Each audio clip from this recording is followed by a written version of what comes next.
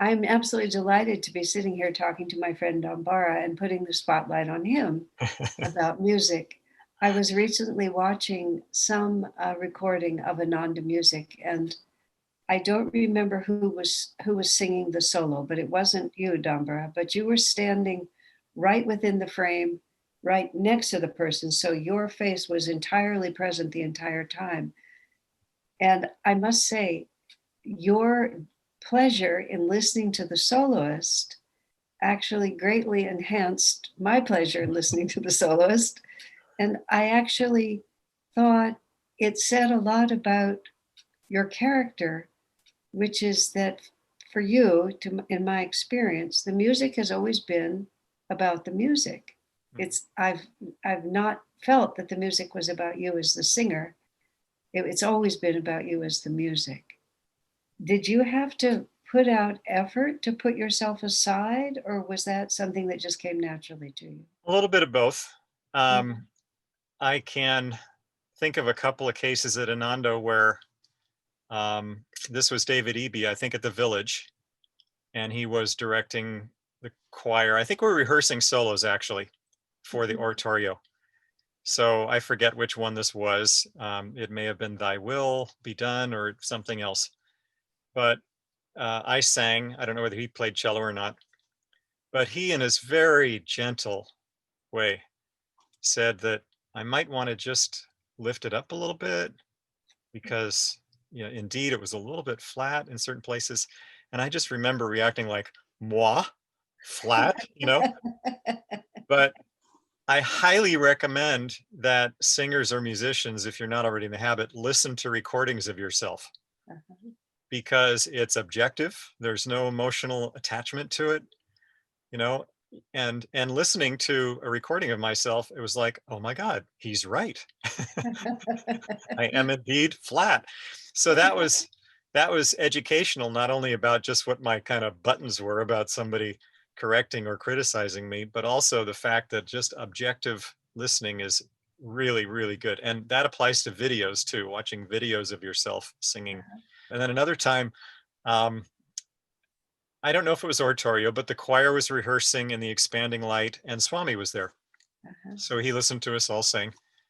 And at one point, he commented to me specifically, he said, "Your singing sounds a little woolly." Huh. Now that it was a good Zen comment because it just Uh-huh. stopped any reaction on my part. I was thinking, "Woolly? What the heck does that mean?" And Uh-huh. thinking about it later, I realized that what I'm guessing, meant was that it stood out a little bit. It was a little bit rough. It wasn't smooth. Uh-huh. And the way I take it was I was standing out too much. And I think it was correct because I was probably too full of myself, just too aware of Uh-huh. my own singing and not really tuning into the larger group or blending with them. Uh-huh. I don't know whether this was early on or not, so I can't say. But anyway, it was a useful thing. Yeah. Another thing I remember once was when Jeannie had us listen to the alto part, the altos singing their part. And I mean, there's always a first time in any Uh-huh. life. So this was the first time when listening to the alto part, I realized, oh my gosh, there's another part out there that's equally valid to the one that I'm singing, but the one I'm singing is the only one that I've really been immersing in or paying attention to. So it kind of like I just expanded to the other reality of the other parts and the other people. And it's embarrassing to say now, but it was always the first time. Yeah. And so all this to say that sure, I can harken back to growing up and teenagehood and all that when there was a lot of ego involved. I think that's just the normal part of it. And but everybody's doing the best they can. And before Yeah. coming to Ananda, I just did the best I could singing and listening to the music I knew. Uh-huh. But coming to Ananda just added a whole nother dimension to it. Well, going back to your pre-Ananda life then, so was music always a part of your life? I think so. And I mean, credit probably past lives, but credit to Uh-huh. my mom who Mhm. um, she always had um, music albums playing, but what I want to say is musicals. So Mhm. Broadway musicals. Uh-huh. She was real big on that, and they were always playing, and there was great music, Uh-huh. just really good quality stuff. Now, in hindsight, you listen to that stuff, and it's just the same kind of, I want you, but you're not available, but I'd really like to get together, the usual kind of stuff. Uh-huh. But it's so beautifully written. The Uh-huh. melodies are gorgeous, and the lyrics are actually really clever and wonderful. I'm thinking mostly Rodgers and Hammerstein and Rodgers and Uh-huh. Horton, stuff like that. And my mom's background was that her siblings always used to sing together with each other and Uh-huh. harmonize with each other. So that was just a really great environment to grow up in, realizing that music was a fun thing, that Uh-huh. singing harmonies with music you're listening to is a real natural sort of thing. And, Uh-huh. it makes you tune into melodies a lot more. Something I've found is that when you really pay attention to something, it's like you're giving energy to it, you're giving it Yeah. attention, you're focusing on it. Yeah. Then it really goes deep, Yeah. for better or worse. So I'll tell you a funny story. So um, I was at a fitness center in Palo Alto, Uh-huh. and it was a thing called body pump, where you've got these weights that you're kind of doing these movements with music in the background. So Uh-huh. always a song, and it's usually a loud song that with a big strong rhythm, just to Uh-huh. kind of keep that going. So the exercise feels great. The music, okay, I can, tolerate that because it's kind of part of the exercise deal. And it's interesting, it's new stuff. So this was a case where I was doing this exercise, and there was a song that I was just really kind of tuning into it, really interested, hadn't heard it before, and catchy rhythm, and kind of, paying a lot of attention to it, in other words. So, okay, good. I come home, and I remember having a phone conversation with Karen Gamow about something. And I found myself just getting kind of defensive for no particular reason, Uh-huh. just sort of agitated and sort of defensive. And Uh-huh. I realized later on the song that I'd been tuning into was by a group called the Beastie Boys. Sure. Uh-huh. And the title was "You Got to Fight for Your Right to Party." And I realized what I was doing with Karen, unbeknownst to me consciously, was I was fighting for my right to party. And it was just like, wow, I didn't know that could happen like that. Whoa, that is really something, isn't it? That's So I think it's a real thing that the yeah. music's vibration, we are vibration, and what you really put your attention on, it goes deep. It goes deep into you. That's so when you were younger, were you part of a band? Did you sing in a band? Did you sing in a choir? Yeah. Were, were you Um, kind of were you a hippie? Were you a rock and roll guy? I mean, are there funny pictures of I you that you'd be really yeah, embarrassed? I was a suburban hippie. I Uh-huh, had hair kind of, down to here at one point, and uh-huh, um, but I wasn't right in the thick of it. I mean, I was raised in San Francisco, uh-huh, but we moved to the peninsula, San Mateo, uh-huh, before I was really of age to be really part of the rock concerts that were happening there. But uh-huh, I did my best to go up to them because it was just a great scene. uh-huh. I know you're a Grateful Dead person, so I'm going to have to ask you about that later. That's a slight exaggeration, but yes, we're gonna have to clarify that one soon. But Okay. anyway, Did go to a lot of concerts and stuff like that. But what I mainly remember growing up was just listening to popular music on the radio, uh-huh, listening to lots of it. I was in a band. This was kind of when we were, I think, late grammar school and early high school. And it was just my friends in the neighborhood, and we had a garage band. uh-huh, And I was a singer, so I would sing popular songs, and they knew I could sing. And then I also took piano lessons as a kid, so I managed to borrow some money and buy an electronic keyboard. uh-huh. And so that was my role in the band, was singing and playing the keyboard. And we Did didn't do much. We just played a couple of local, very small dance scenes, and it was just really a lot of ego on my part. It was just, well, no, I can't say that. It was wanting to enjoy singing and uh-huh, wanting to enjoy getting into music and sharing it. uh-huh, But I think a lot of that was also wanting to be up there on a stage and be liked, because I was uh-huh. in the middle of formative teenage years and all that. So it was all mushed together. When did you come to Ananda? How old were you when you came to Ananda? I was 35. So you didn't come to Ananda till you were 35, so you had almost 20 years. Yeah. I Oh, was I was a seeker. So the influences I had were Alan Watts. Uh-huh. I can remember, gosh, I don't know if it was 8 years old or later, but that radio I talked about that was always in the Mhm. background, I had one on the bedstand of my bed as a kid. And I think randomly tuning around, I found a radio station that played his talks. Huh.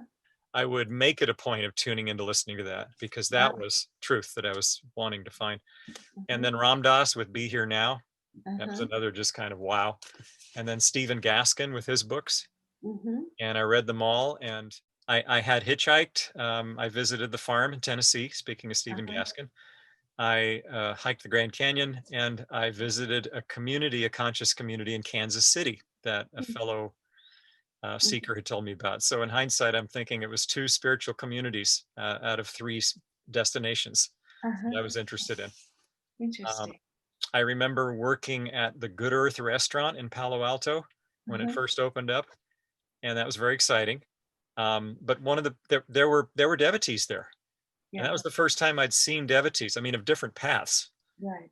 but there was one that was a devotee of Guru Maharaji, if you remember him, the Uh-huh. boy guru, Uh-huh. and he was part of a community and part of an ashram.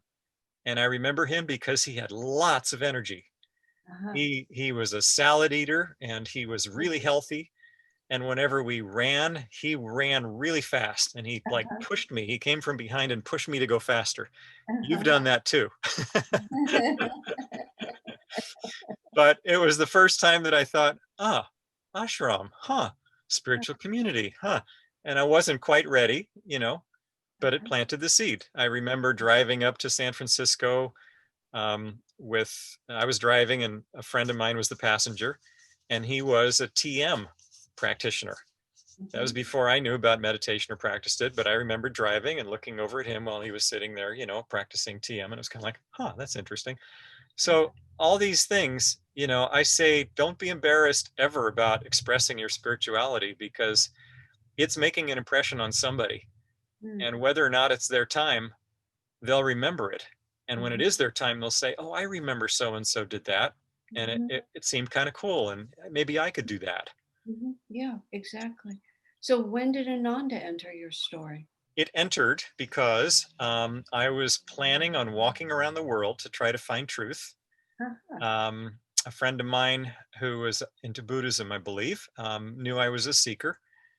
I'd actually said that I was going to get a personalized license plate that said, now this is hard without actually writing it and showing it, but it was the letter ICKTCHR. So Uh-huh. I haven't figured it out yet. I seek a teacher. Oh, I seek a teacher. Wow. Now it's like, duh. But to me, I didn't know what that Huh. meant necessarily, that I was, looking for a guru, whatever. But I knew enough, my soul knew enough to know that I wanted a personalized plate that said, I seek a teacher. Good heavens, that's very specific. Yeah. So the way I translated that was I was going to walk around the world. And it seemed pretty fun. And in Yeah. fact, an event in San Francisco where I don't know what the event was, but there was a guy who was just coming back from having walked around the world Wow. 3 years and attacked by bandits in Thailand and things like that. Um, I was kind of naive maybe, but it seemed kind of interesting, and I thought I walked with him and talked to him and learned some stuff. When I was serious, when the disciple is ready and serious, the guru appears. So I was serious about seeking and doing that. And that's when this friend of mine that knew I was interested in world travel and stuff told me that they'd seen a poster posted somewhere in downtown Palo Alto about somebody talking about their trip to India. Hmm. So Mhm. I thought, travelogue, sure, sounds fun. My friend wasn't able to join me, so I walked into the door of the Ananda Palo Alto Center Hmm. when it was a storefront on California Avenue and listened to the travelogue of the very first pilgrimage to Ananda, India that Palo Alto took. This would have been me. That would have been you. So Yeah. sure, it was really interesting hearing about the trip and the slides, but what I remember is Asha up there talking with Hmm. this clarity. And once again, my antenna just went up and I said, what is this? I need to find out more. Hmm. And so you were very gracious and said, well, we teach meditation here and you're, welcome to check any of it out. And at that time, the Path was a pocket paperback. Remember those? Yes, I do. And I'm assuming that it was being reformatted into a trade paperback, the larger one that we're familiar with Mhm. now. So there were lots of pocket paperbacks around. I'm just making this up, but the only thing I really know is that they were being given away free. Yeah, they were being given away free because we did a 50,000 print run at some point, and so Oh, we needed to give them away. But it was a great thing to be able to give well, them. Yeah, it served its purpose yes, it because did indeed. I was I pointed at the autobiography of a yogi, but it cost money, whereas Uh-huh, the Path was free. So I took uh-huh, that one uh-huh, and read it as far as Swami meeting Master. And then at that point, it was like, okay, I'm hooked. I need to buy the autobiography. So uh-huh, that's how Master saved me from walking around the world, was uh-huh, by coming to me uh-huh, that way. So thank you for being an uh-huh. instrument in that, as you are for so many. So I did, when you started saying that, I remembered that's how you stumbled in on it. It's amazing how God works, isn't it? Uh-huh. Yep. One thing, so that would have been like 87. Yeah. January 87. When did you hear Swami's music, or when did you hear chanting? First memory that I have really is there was a big event at an outside church because Palo Alto didn't have a church yet. Mhm, And so it was probably, I'm guessing, something having to do with Master's birthday or a mhm, celebration of Master, who knows what. But it was in one of those churches and it involved food, really good mhm, food, banquet stuff. And it involved the joy singers coming down from the village. mhm, And so I just remember, I picture the curtain opened, although I don't know if it did or not, but, and there's this bright young group of singers coming out and singing this music. And uh-huh, so the way that I interpreted was just to be like starstruck uh-huh, and just infatuated and wanting to hang out with those people. uh-huh, But in hindsight, it was probably the music also that they were singing, uh-huh, the vibration coming through that was just drawing me. uh-huh, And so I don't remember much beyond that, but at some point or another, I started soaking it up. I think probably when I moved to the village, there was a lot of opportunity and invitation mhm, to be part of that. In fact, okay, I can tell you another story. So I uh-huh, remember at a certain point, uh, they were gearing up to do the oratorio. uh-huh, And so there were rehearsals gearing up. And I was living at the meditation retreat, as people did, when you first moved there and started up. And Swami asked me at some point in some kind of informal public gathering, will you be singing in the oratorio? Now, we'd been advised when you first come there to, take a year and not get involved in outside stuff and really focus on the teachings and the program you're in and all that. And I'm a good monk and all that. So I said, no, sir, I don't think so. I think I'll, not be doing that.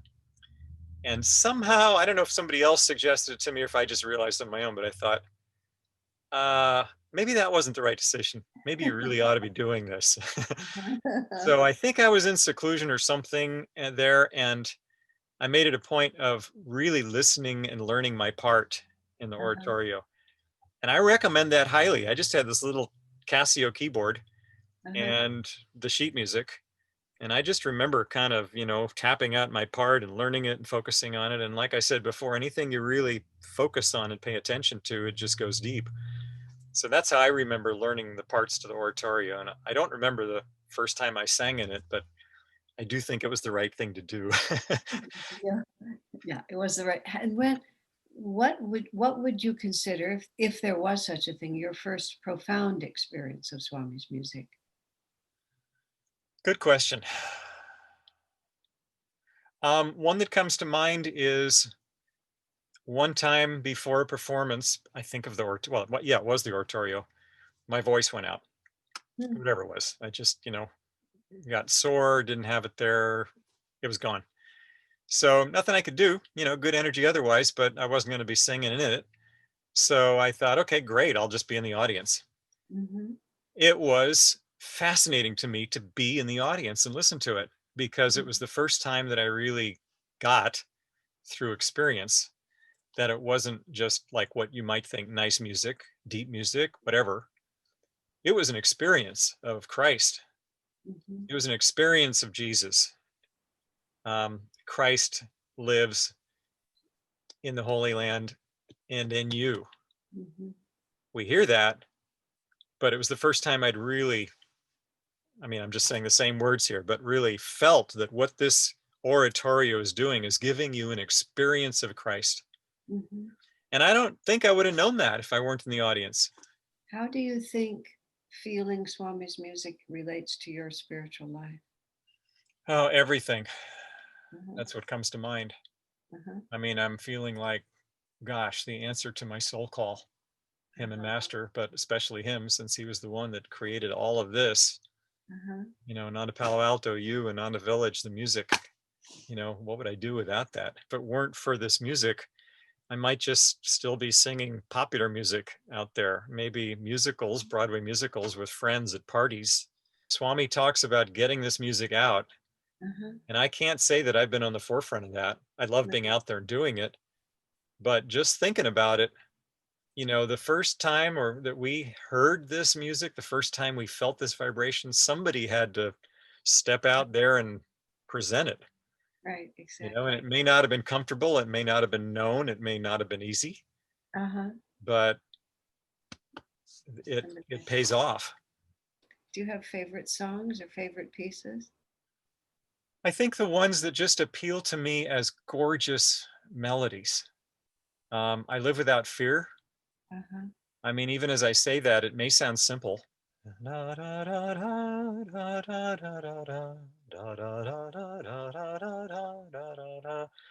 It's not a particularly complex melody when you think about it, Yeah. but when you just tune into the meaning of it, I think that's the brilliance of this is just Swami can take what I know professional musicians have expressed this that the music seemed like just a little too naively simple at first to them. Uh-huh.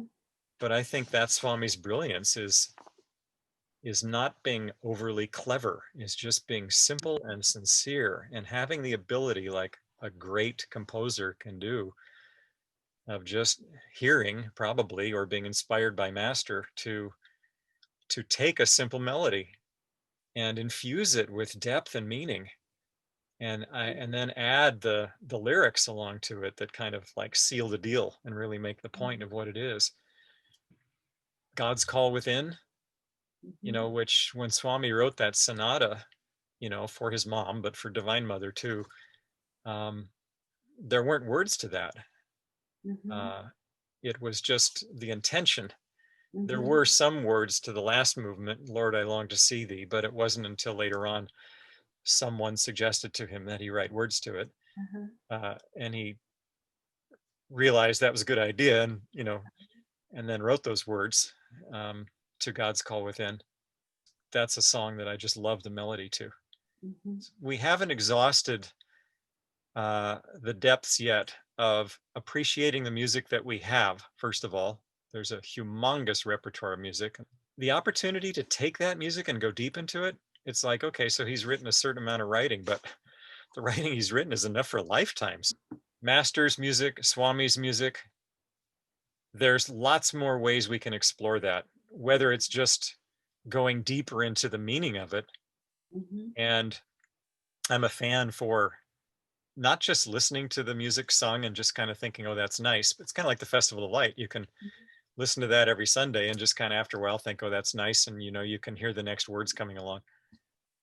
But by really listening to it, by paying attention, those words are incredible, Mhm. whether Festival of Light or music. Let's talk music now, though. The lyrics Mhm. that Swami has are teachings. They're just incredibly deep teachings. And Mhm. for a while, there was a book called On Wings of Joy that had lots of lyrics. Well, now the book is A Tale of Songs, and that's got Mhm. all the lyrics. That's a keeper. That's a Mhm. keeper just to have by your bedside and just look and see what that is as a poem Mhm. without any melody behind it. Just what are those words saying? And then when you do hear it sung, wow. And two aspects listening to it and then singing it, Mhm. having it go through you, having it assuming the vibration. Mhm. It comes back, it teaches you. Mhm. And I've had phrases just kind of float by that have been the answer to what I've been looking for. And I can't think of any specific case, just knowing that when I have immersed myself into it, those phrases from those songs, when you pay attention to them, they are your teachers. They are Swami coming back to you. And you Mhm. do go deeper and deeper into the meaning. You see layers behind that where it isn't just this nice song. Oh, wait a minute, it means this. Oh, wait a minute, it means this. Oh, wait a minute, that's what Master was talking about. Mhm. So I think there's a lot of that to be plumbed and explored and mined. Can you imagine that people can really get in tune with Ananda without the music, without getting No, into? I mean, I'm just saying that knee jerk, but Yeah, I I feel the can't. same. It's like, can I get in tune with Ananda without really paying attention to Swami or without really reading his stuff or listening to him or listening to the music? I don't think so. This isn't to say, oh, you have to be up there, as a bona fide choir member, or you have to sign up for the fact that you like all the music. Uh-huh. No, I mean, everybody's individual. Everybody has a whole different set of background, and Mhm. you may or may not like it. But it seems to me that if this vibe is something that you resonate with and that's Mhm. meaningful to you, then the music is just going to be part of that vibe by definition. Like, why would you try to walk on one leg when you have two? Yeah, yeah, It's also the other side of it, which I've often put it a different way, is you're trying to become in tune with Ananda, you would want to be in tune with the yeah, music. yeah, Why would you shoot yourself in the head? yeah. Why not just take advantage of what's in front of you? Right, right. Swami had people ask him, do you think that communities can happen without God? Mhm. It's like, well, no, not really. Mhm.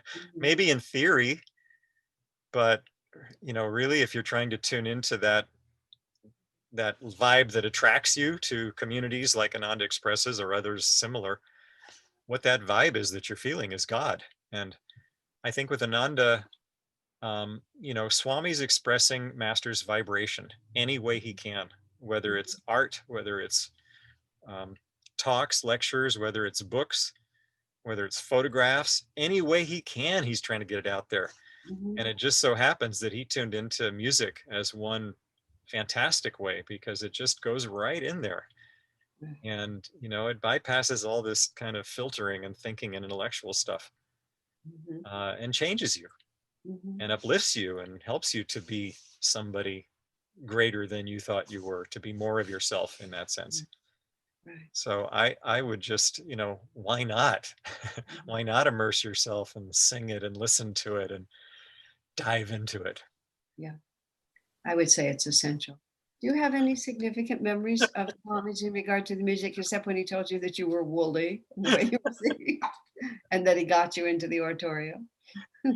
I'm just remembering his joy having events at Crystal Hermitage. Uh-huh. Um, I think he just loved sharing joy and seeing other people immerse themselves in that bliss, or whatever is our ability to experience the bliss that he knew. Uh-huh. Just tasting a little more of that, I think he delighted in that. Uh-huh. Whether it was just seeing us around him learning how to do community or learning how to be kind to each other or meditate or pay attention to Master's teachings or sing these songs or listen to the music or appreciate it more, or Uh-huh. learn how to be a leader or teach kids, with Master's vibe, whatever it is. I think he delighted in that. So my other memories are only just general ones of just seeing him in big event contexts, like Crystal Hermitage comes to mind, Yeah. with just that great joy in his face. Yeah. Absolutely wonderful. Absolutely wonderful. Well, Dambari, it's always a pleasure to talk to you. We can do this for a long period of time. I mean, But I kept it relatively narrow, but it could have gone a lot wider than that. yeah, that's great. Thank you, Asha G.